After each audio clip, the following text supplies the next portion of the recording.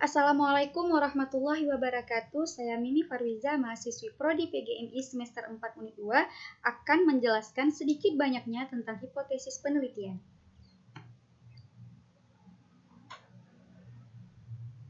Nah, jadi pengertian daripada hipotesis tersebut adalah sebuah jawaban atau dugaan sementara yang harus diuji kembali kebenarannya dengan melalui penelitian ilmiah. Nah, jika kita ingin membuat sebuah penelitian, maka terlebih dahulu langkah awalnya kita harus menyediakan hipotesis atau dugaan sementara.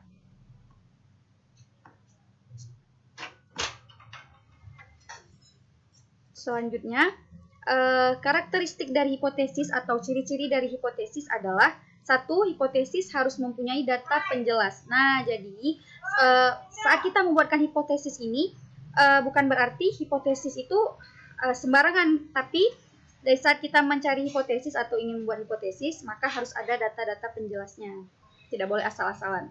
Kemudian hipotesis ini juga harus menyatakan hubungan yang diharapkan itu di antara variabel-variabel. Nah, hipotesis yang kita buat ini harus saling bersangkutan atau berhubung dengan variabel-variabel saat kita ingin melakukan penelitian. Kemudian hipotesis harus dapat diuji. Nah, jadi dalam membuat hipotesis ini tidak boleh sembarangan, akan tetapi hipotesis ini bisa diuji atau dibuktikan sehingga penelitian menjadi lebih baik. Kemudian hipotesis itu hendaknya konsisten dengan suatu pengetahuan yang sudah ada. Nah, jadi hipotesis ini khusus kepada suatu pengetahuan yang memang sudah ada. Jadi kita itu tidak perlu tidak rancu. Jadi saat kita ingin membuktikan hipotesis itu tadi, jawabannya telah ada karena hipotesis itu merupakan pengetahuan yang telah ada. Kemudian hipotesis ini juga hendaknya sederhana dan juga seringkas mungkin. Nah, hipotesis tidak boleh terlalu panjang, akan tetapi harus jelas, singkat, dan padat. Tentu saja itu lebih baik pada saat kita ingin melakukan sebuah penelitian. Selanjutnya, fungsi daripada hipotesis satu, yaitu menjelaskan tentang gejala-gejala serta juga mempermudah perluasan pengetahuan pada suatu bidang tertentu. Nah, jadi hipotesis ini tuh menjelaskan sebuah gejala-gejala. Dengan adanya hipotesis ini, kita itu mempermudah perluasan pengetahuan pada suatu bidang tertentu. Jadi, kita itu pada hipotesis ini tidak perlu terlalu umum, akan tetapi pada suatu pengetahuan tertentu. Selanjutnya, mengemukakan suatu pernyataan mengenai suatu hubungan antara dua konsep yang secara langsung dapat diuji dalam suatu penelitian. Nah, jadi di sini kita mampu mengemukakan suatu pernyataan yang mengenai suatu hubungan antara dua konsep yang akan kita teliti. Selanjutnya, fungsinya itu yaitu membantu di dalam mengarahkan proses penelitian. Nah, jadi dengan adanya hipotesis ini sangat membantu pada saat kita ingin melakukan sebuah penelitian karena dia itu dapat mengarahkan sehingga kita tidak perlu bingung ataupun harus kocar-kacir.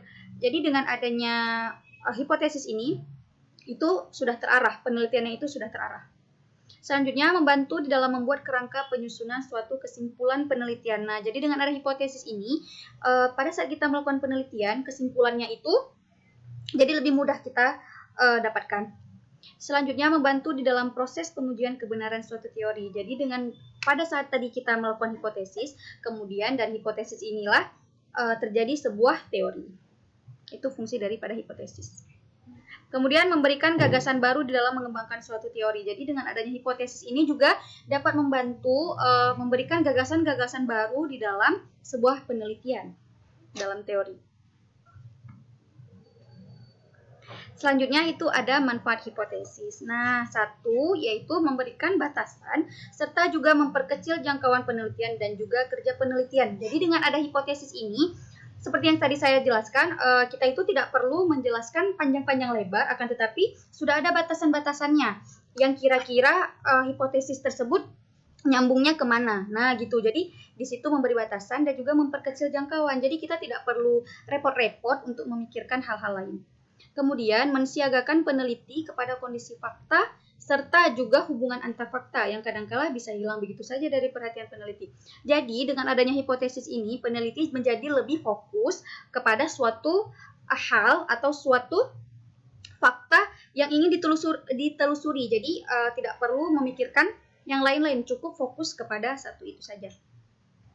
Selanjutnya, yaitu sebagai alat yang sederhana di dalam memfokuskan fakta yang bercerai-berai. Nah, seperti yang sama juga seperti tadi, itu berarti lebih memfokuskan si peneliti. Jadi dengan ada hipotesis ini, peneliti jadi lebih fokus, tidak perlu memikirkan yang lain-lain. Selanjutnya, sebagai panduan di dalam pengujian dan juga penyesuaian dengan fakta antar fakta. Selanjutnya, dalam hipotesis juga terdapat syarat-syarat. Salah satunya, sebuah hipotesis tersebut haruslah dapat dirumuskan dengan singkat, padat, serta jelas. Nah, itu tadi ya. Jadi syarat-syarat pembuatan hipotesis itu tidak boleh panjang lebar, akan tetapi harus singkat, padat, dan juga jelas.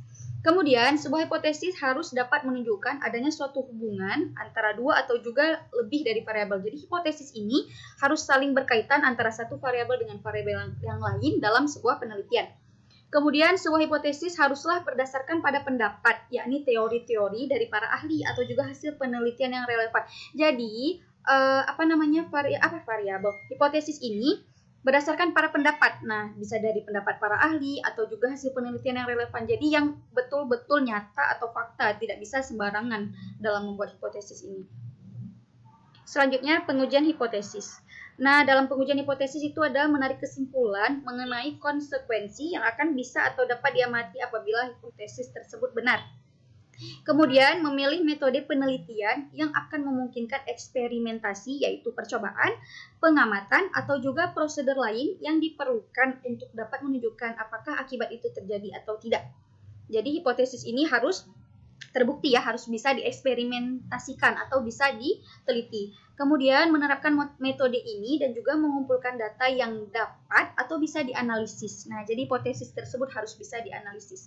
Kemudian di situ nanti bisa diketahui hipotesis ini bisa didukung atau tidak. Maksudnya bisa tidak dijadikan sebuah data atau tidak bisa gitu. Selanjutnya, jenis-jenis hipotesis. Nah, hipotesis itu satu, ada hipotesis penelitian. Nah, pengertian dari hipotesis penelitian adalah sebuah dugaan yang tidak membutuhkan uji statistika.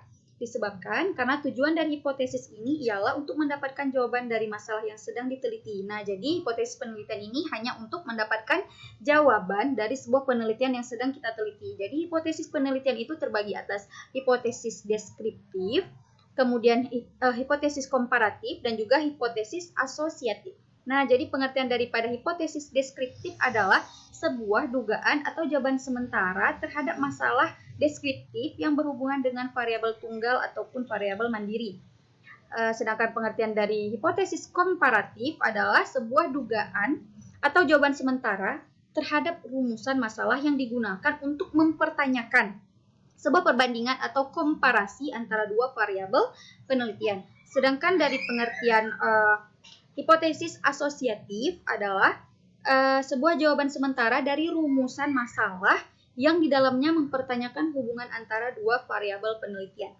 Itu adalah beberapa jenis daripada hipotesis penelitian. Selanjutnya itu ada hipotesis statistika. Nah, hipotesis statistika adalah salah satu dugaan yang digunakan dalam pengujian analisis dengan menggunakan sebagian data dari keseluruhan data yang ada. Nah, jadi pada hipotesis statistika ini pada saat kita ingin menggunakan dalam pengujian yang dianalisis itu adalah sebagiannya daripada keseluruhan. Jadi tidak semua, akan tetapi sebagian data saja yang untuk diteliti atau dianalisis. Dengan begitu, hipotesis yang digunakan itu ialah metode statistika inferensial. Nah, teman-teman tahu apa itu metode statistika inferensial? Nah, jika belum tahu, pengertiannya adalah suatu metode statistik yang digunakan untuk menganalisa data sampel yang hasilnya itu akan digeneralisasikan pada populasi yang mana sampel tersebut diambil. Nah, jadi hipotesis statistika itu juga terbagi atas dua bagian, teman-teman, yaitu satu, hipotesis nol atau kosong yang dilambangkan dengan H0. Ini ialah dapat menerangkan tidak adanya suatu perbedaan antar variabel. Nah, jadi bisa misalnya tidak adanya suatu perbedaan dalam antara variabel 1 dengan variabel 2 tidak ada perbedaan, maka itu disebut dengan hipotesis 0 atau dilambangkan dengan H0. Kemudian, yang kedua itu adalah hipotesis alternatif atau HA, suatu yaitu sesuatu yang menerangkan bahwa terdapat suatu pengaruh hubungan antara variabel. Jadi antara variabel 1 dengan variabel 2 apabila terdapat hubungan, maka itu disebut dengan hipotesis alternatif dan dilambangkan dengan HA. Mungkin hanya sekian dari saya, lebih dan kurang saya mohon maaf. Assalamualaikum warahmatullahi wabarakatuh.